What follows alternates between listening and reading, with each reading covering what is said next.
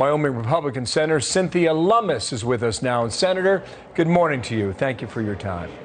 Good morning, Bill. What should we do next? You come from a state that produces a lot of energy and a lot of oil.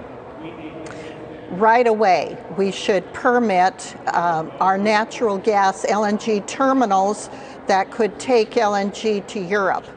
That's something that would have a very rapid impact. We should also have oil and gas lease sales on federal lands. My Power Act, that was the first piece of legislation I sponsored, would have required us to continue to lease oil and gas and permit oil and gas drilling on federal lands.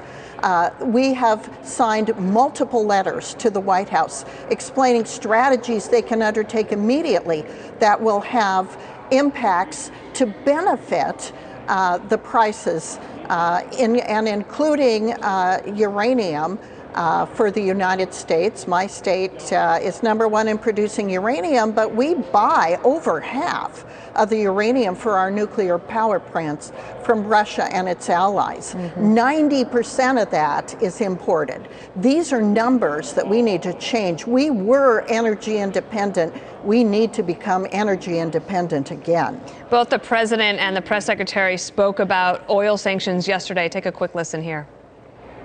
Nothing is off the table. We're considering it. It's very much on the table, but we need to weigh what all of the impacts will be. So that's about sanctions and whether sanctions should include sanctions on Russian energy. And I have to imagine, I know people from Wyoming pretty well, that if you're looking at this situation, having sanctions but not having them touch any of his energy sector doesn't really make a lot of sense. Well, the White House is just mistaken about its approach to energy in the United States. Our energy is cleaner. Our natural gas is cleaner. It was Europe that shut down Nord Stream 2, not the White House. They have their head in the sands when it comes to energy policy on the global arena. It's ridiculous for the SEC to be considering the social cost of carbon at a time when prices are going up dramatically. Blackstone has already provided ESG guidance that is being implemented. The SEC doesn't need to pile on. This administration is piling on, making it more expensive for Europe, more expensive for us, and we continue to use Russian energy at a time when we shouldn't, and we don't need to because we have our own supplies.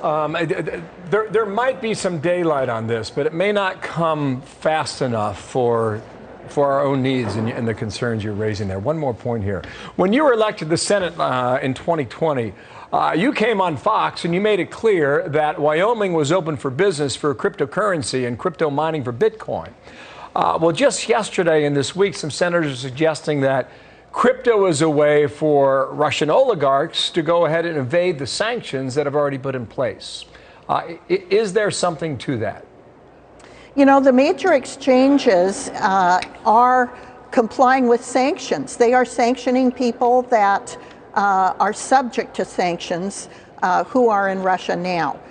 So I have a bill that will bring cryptocurrency in its entirety, including Bitcoin, Ethereum, alternative cryptocurrencies, as well as stable coins and central bank digital currencies into our regulatory system.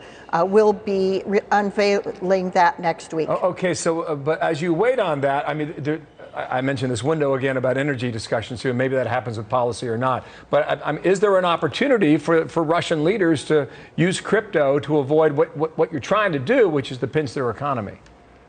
No, the answer is no. The major, Coinbase, for example, the major exchanges are complying with sanctions.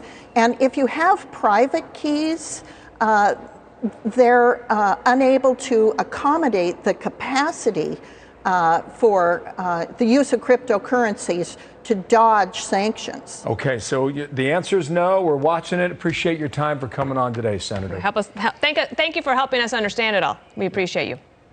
Thank you, Dana. Thanks.